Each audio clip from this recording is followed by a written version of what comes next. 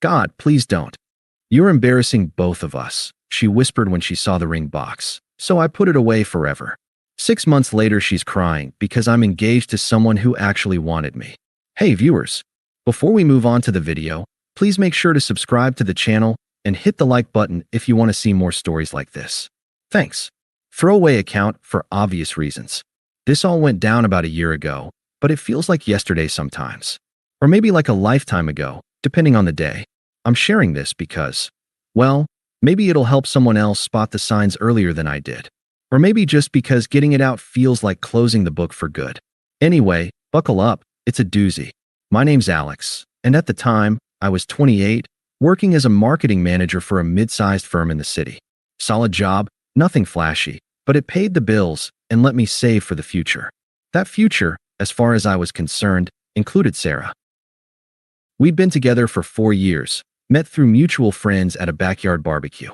She was this vibrant, free-spirited yoga instructor, always talking about aligning energies and living in the moment. I loved that about her. It balanced out my more structured side. I wasn't the type to chase thrills, but I was loyal to a fault. I'd supported her through everything, helping her get certified as an instructor, covering rent when her classes were slow, even skipping a couple of work trips so I could be there for her self-discovery retreats. Flashback to one of those. I remember sitting in our cramped apartment, poring over budgets while she packed for a week-long yoga immersion in the mountains. "Babe, this is going to change everything for me," she'd said, eyes sparkling. I smiled, handed her my credit card for gas, and waved her off. That's who I was. The guy who made sure the foundation was solid so she could build her dreams. By year 4, things felt rock steady. We'd talked marriage, kids, the whole package. Not in some rushed way, but organically. "I can't wait to grow old with you," she'd whisper during late-night talks. So, I started planning the proposal. I wanted it perfect, something that captured us.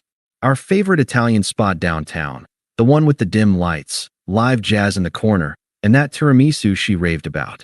I'd booked a corner table, coordinated with the staff to play her favorite song softly in the background. The ring?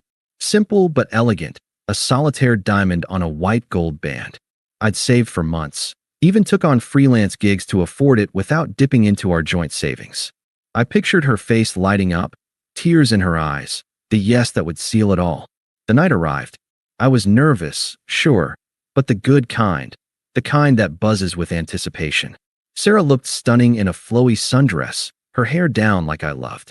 We ordered appetizers, chatted about her latest class. "This new guy Jake joined the advanced session," she mentioned casually. "He's got this incredible flow, total natural." I nodded, not thinking much of it. Yoga folks were always coming and going in her stories. Dinner progressed, wine flowed. As dessert came, I felt the moment build. Heart pounding, I reached into my pocket for the box. That's when it happened.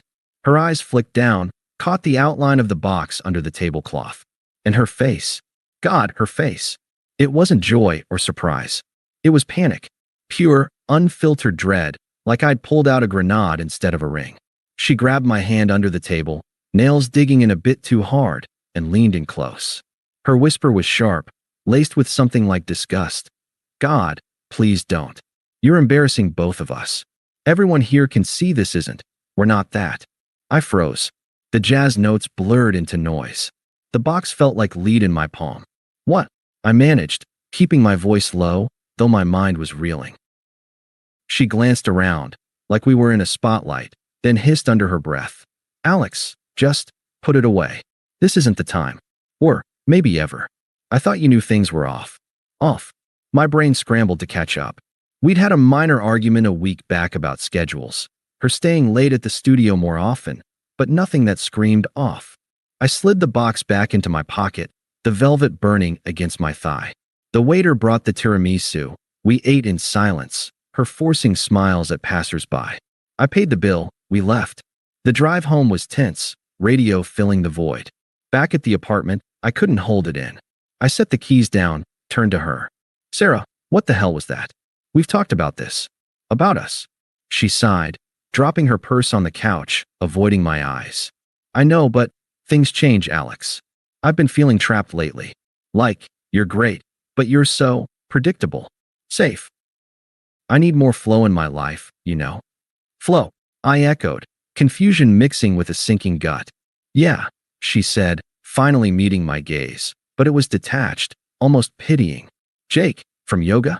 We've been exploring things. Nothing physical yet, but emotionally? He's on my wavelength. He gets the spiritual side, the adventure. You're more about plans and stability. It's sweet, but it's not exciting me anymore. Exploring things. The words hit like a slap, but I didn't flinch. Not outwardly. Inside, flashbacks raced. Me picking her up from late classes, cooking dinner so she could unwind, listening to her vent about difficult students. All while she was exploring with Jake. How long? I asked, voice steady. A couple months, she admitted, shrugging like it was casual. I didn't plan it. It just happened during sessions. We'd talk after, grab coffee. He's divorced, free-spirited. Makes me feel alive. And me? What about us? I pressed, but calmly. No yelling, no pleading. She crossed her arms, a smug edge creeping in. Us was good for a while. But honestly, proposing? That would have locked me in. I'm not ready for that. You're embarrassing yourself thinking I was. There it was again, embarrassing. Like my love was some joke. I nodded once, processing. No tears from me, no outburst. Just a quiet acceptance settling in. Okay, we're done then. She blinked, surprised maybe that I didn't fight. Just like that. Yeah, I said. Just like that. That night, I didn't sleep much. Sarah crashed on the couch, saying she'd figure out her stuff in the morning. Me? I stared at the ceiling, the ring box on the nightstand mocking me. Confusion swirled. How had I missed this? But I didn't beg her to explain more, didn't text friends for advice. I just lay there, letting the unfairness sink in. It felt like I'd built a house on sand, and now it was crumbling. But begging? No. That wasn't me. Morning came. She was up early, packing a bag. I made coffee, handed her a mug without a word. She took it, hesitated. Alex, we should talk more. This doesn't have to be messy. I leaned against the counter, sipping mine. What's there to say? You made it clear last night. She set the mug down, frustration flickering. Come on, don't be like this. I'm not the villain here. People grow apart. Jake, he challenges me. You were always so content with routine, work, home, repeat. I need passion, spontaneity.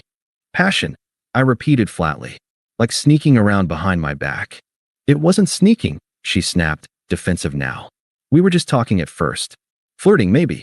But you never noticed because you're always buried in spreadsheets. I tried hinting. Remember when I said I felt stagnant? You just suggested a vacation. I remembered. I'd booked tickets for a weekend getaway, thinking it would recharge us. She'd canceled last minute for a yoga workshop. Hindsight stung. So this is my fault? For being reliable? She rolled her eyes, that smug dismissiveness back. See? That's your twisted logic. It's not about fault. It's about compatibility. Jake gets my energy. He's not afraid to live without a safety net. You proposing was like forcing a square peg into a round hole. Embarrassing for both of us, really. Echoing her restaurant line. It cut, but I stayed composed. If that's how you see it, fine. Take what you need. I'll handle the lease. You're seriously not going to fight for this? She asked, almost incredulous, like she expected drama. Why would I? I replied evenly.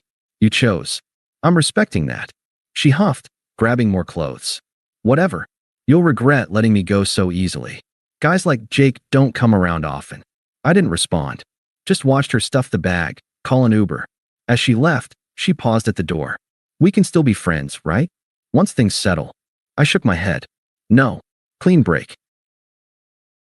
Her face twisted. Maybe surprise, maybe annoyance. Fine. Your loss. Door slammed. The apartment echoed empty. I sat on the couch, the silence heavy. No immediate rebound plans. No vengeful posts online.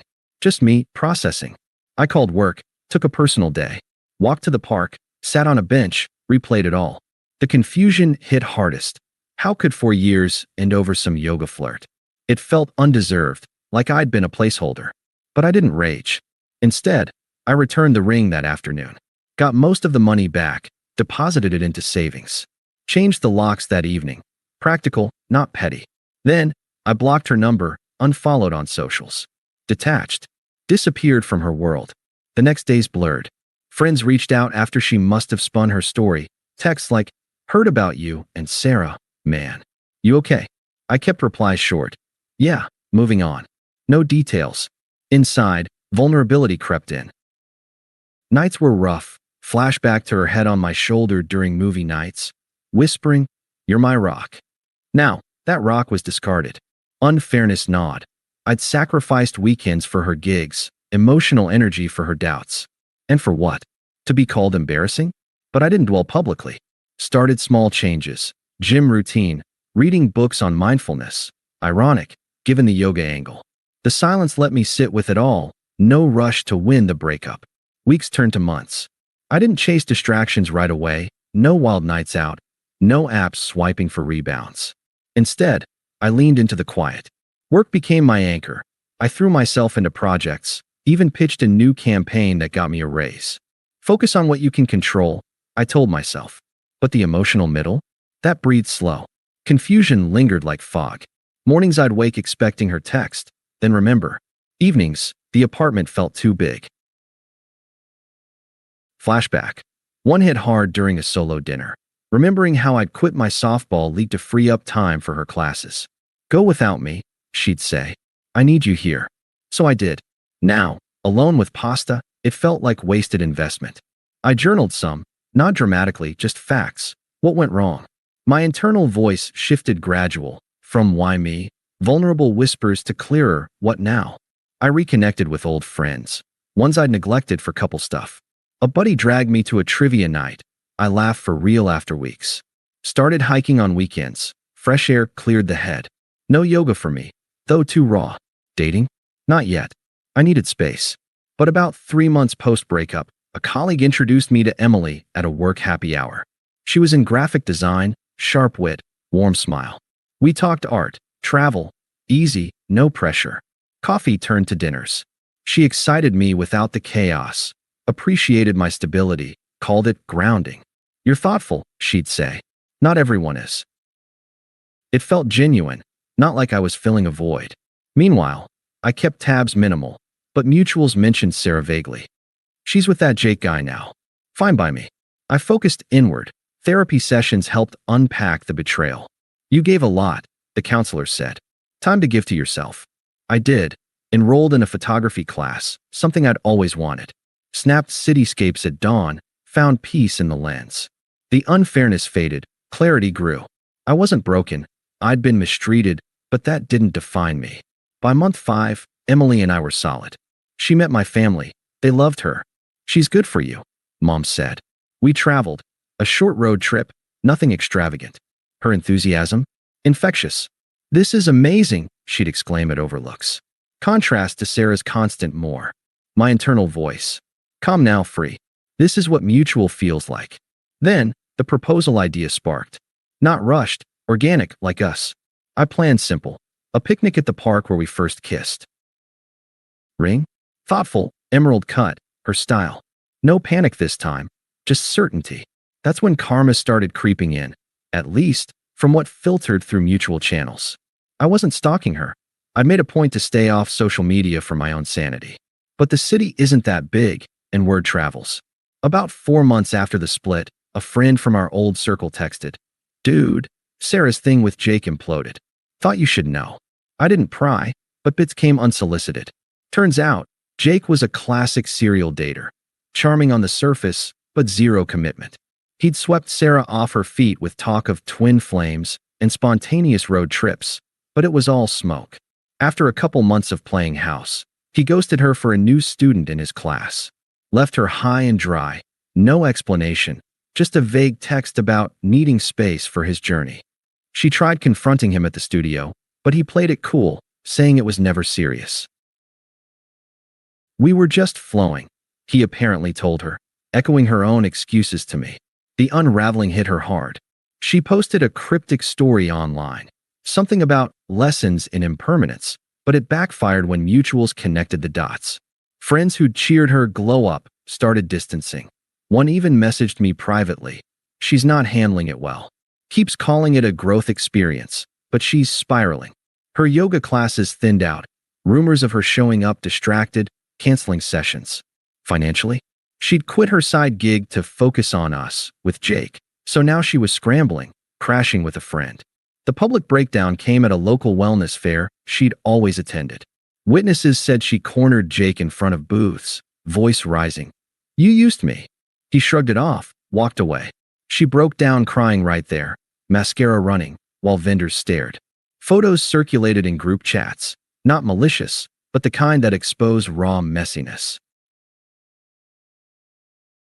I heard all this secondhand, over coffee with that same buddy. She's a wreck, man. Posting sad quotes daily. I nodded, but felt nothing. Not schadenfreude, not pity. Just detachment. It was ironic, sure. Her chasing excitement led straight to instability. But I didn't gloat. My life was building momentum. Hers was stalling. By then, Emily and I were talking future, subtly, but real. Seeing Sarah's downfall, it confirmed I'd dodged a bullet. No more confusion. The unfairness felt balanced in a cosmic way. The attempt started subtle, around month 5. First, a text from an unknown number. Hers, probably a burner or borrowed. "Hey, it's Sarah. Can we talk? Miss our chats." I stared at it, thumb hovering. Deleted without reply. A week later, another. "Alex, please. I messed up. Jake was a mistake. Let's meet for coffee." Ignored. Calls followed. Voicemail. "I know you're hurt, but hear me out. I was confused, searching for something. You were always so steady. I see that now." Her voice cracked a bit, apologetic tone. Still, no response from me. Escalation came quick. She showed up at my office building one afternoon, waiting in the lobby. Reception buzzed me. I said send her away. But she texted right after. "Why are you being so cold? We had 4 years. At least give me closure." I blocked the number. Then, the proxies, her friends and family, toxic as ever. First, her bestie Mia called. "Alex, you're acting childish. Sarah's going through hell. Jake screwed her over. Be the bigger person and talk." I kept it short. Not interested. Goodbye. Click. Her sister was worse. Unpleasant, accusatory voicemail. "You think you're better now? Sarah told me everything. You drove her away with your boring routine. Now she's suffering, and you won't even pick up? Pathetic." Deleted. Even her mom emailed, guilting. "Family sticks together, Alex. She regrets it. Come to dinner, hash it out." I replied once, polite but firm. Respectfully, no. Please stop contacting me. The desperation peaked. Late-night texts from yet another number. "I see your post with that girl." "Emily? Already? How could you move on so fast? I thought we meant more." Jealousy seeped in. Then anger. "Fine, ignore me. You're just proving I was right. You're heartless under that nice guy act." Voicemails turned ranting. "You embarrassed me by proposing, but now you're the one flaunting a new life?" Hypocrite. It revealed her true colors, smug dismissal flipping to bitter entitlement. Her family piled on. Dad called, gruff. "Man up and forgive her. She's family." I hung up mid-sentence. Through it all, I stayed detached. No sympathy, no engagement. Their toxicity just reinforced my peace. Emily knew the basics. We laughed it off over wine. "Block and delete," she advised. I did. The attempts highlighted the power shift. She discarded me, now clawing back. But I was done. The finale unfolded at our engagement party. Emily's idea, a casual backyard bash at a mutual friend's place. We'd kept it low-key, string lights, barbecue, close circle. I'd proposed 2 weeks prior at that park picnic. Her yes was enthusiastic, tears of joy, no panic. "Yes, 1,000 times," she'd said, hugging me tight. Contrast hit different. Invites went out. Somehow, Sarah heard. Maybe a stray mutual or social sleuthing. She crashed uninvited, slipping in through the side gate mid-evening. I spotted her first, disheveled hair, forced smile, clutching a wine glass like a shield. Guests mingled, music played soft. She beelined for me as Emily chatted nearby. "Alex," Sarah started, voice shaky but urgent. "We need to talk. Now." I turned, calm as ever. "Sarah, this isn't the place. Please," she pressed, eyes darting. "I saw the announcement online. Engaged? Already? After everything. I was wrong. Jake was nothing. You were the one. Give me another chance. I'll change." Emily noticed, approached innocently. "Oh, are you a friend?" she asked, genuine curiosity. Sarah's face twisted, jealousy flashing. I met her gaze, mirroring her old logic coolly. Just someone who taught me exactly what I didn't want. Remember, Sarah? We're not that. Turns out, I am, with someone who wants it. She flinched, hypocrisy exposed. That's not fair. You embarrassed us both with that proposal. Now you're rubbing this in. No, I said firmly, no trace of care for her feelings. I'm living my life. You're the one showing up, making a scene. Embarrassing yourself now. Guests shifted uncomfortably. A few whispered. Sarah's eyes welled. But I love you. Please, don't do this. I shook my head, focused on my growth. Sarah, you're irrelevant here. I've built something real, career thriving, peace intact, happiness with Emily. You chose your path. This is mine. Goodbye. She stood frozen, then stormed out, sobbing audibly. The party resumed. Emily squeezed my hand. You okay? I nodded, truly was. Sarah was powerless, a faded echo. Later, I blocked the last stragglers. Life moved on. Wedding plans, shared dreams. She's a lesson, nothing more. Complete. Thanks for watching. Make sure to subscribe to the channel and hit the like button. What do you think about this story? Share it in the comments.